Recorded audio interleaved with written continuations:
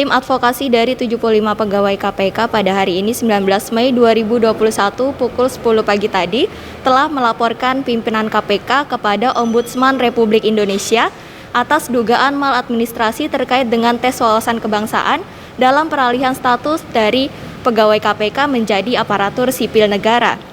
Laporan ini pun telah diterima oleh pihak Ombudsman dibuktikan dengan surat yang telah diterima oleh pihak KPK. Dalam pengaduan ini, pegawai KPK yang tidak lolos tes wawasan kebangsaan turut didampingi oleh tim kuasa hukum dan Direktur Pembinaan Jaringan Kerja Antar Komisi dan Instansi Sujarnarko. Sebelumnya diketahui telah beredar surat keputusan terkait pembebas tugasan 75 pegawai KPK yang tidak lolos tes wawasan kebangsaan dalam peralihan status menjadi aparatur sipil negara. Di antara 75 pegawai itu, beberapa di antaranya adalah penyidik senior KPK Novel Baswedan dan Ketua Wadah KPK Yudi Purnomo. Hari ini saya mewakili 75 orang pegawai membuat pelaporan resmi terkait dengan proses TWK yang dilakukan oleh KPK. Pengaduan untuk praktisnya hanya ditandatangani oleh 15 pegawai yang TWK. Yang kedua, saya sampaikan ucapan terima kasih yang luar biasa kepada Pak Ketua dan anggota Ombudsman yang telah memberikan beberapa pengarahan, beberapa penjelasan terkait dengan proses-proses yang sedang kita laporkan. Ada yang menarik dari Ombudsman karena Ombudsman juga punya kewenangan untuk bisa memanggil secara paksa dan memberi rekomendasi. Bahkan sebetulnya kalau semuanya punya niat baik, semua pihak punya niat baik, maka proses ini bisa diselesaikan tidak sampai ke rekomendasi. Jadi kira-kira proses ini sebetulnya bisa diselesaikan hari ini atau besok atau minggu depan supaya Republik ini tidak selalu gaduh seperti itu. Jadi tadi kira-kira yang disampaikan oleh anggota Ombudsman sangat-sangat membantu pengaduan kita. Kira-kira seperti itu. Jadi maladministrasi yang detailnya ada nanti laporannya kita sampaikan ke teman-teman sekalian.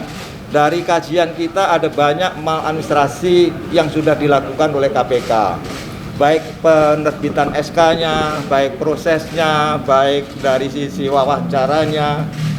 Hampir ada 6 indikasi yang kita sampaikan pimpinan KPK telah melakukan maladministrasi. Nanti detailnya kita termasuk soal penonaktifan itu ya? Termasuk soal nonaktifan karena itu nggak ada dasarnya gitu.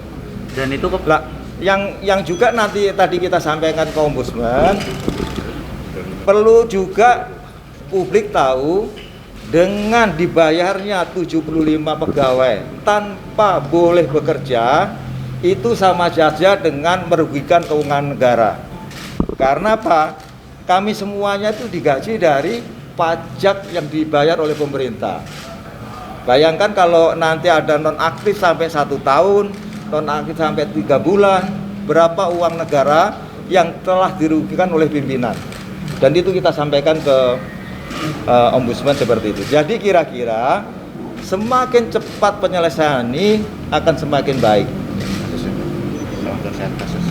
Nah, yang kedua, ini juga publik dirugikan. Karena apa? Dengan dia nonaktifkannya 75 orang pegawai, kasus-kasus yang ditangani semuanya mandek. Jadi tidak hanya kasus, ada yang bekerja di kerjasama internasional, ada yang bekerja di Biro SDM, ada yang bekerja di Biro Hukum, semuanya mandek. Kira-kira seperti itu. Kalau tidak mandek, paling tidak itu terganggu dengan keluarnya dengan nonaktifnya 75 orang pegawai. Dan itu laporan kepada seluruh pimpinan ya Pak? Nah ini laporannya bisa di Pak, laporan yang dilaporkan 5 pimpinan 5 pimpinan semuanya Pak, gimana Pak? Ini yang kita laporkan ya 5 pimpinan. Demikian informasi kali ini dari Jakarta, Sri Dewi Andayani, di Pananda melaporkan untuk Sinpo TV.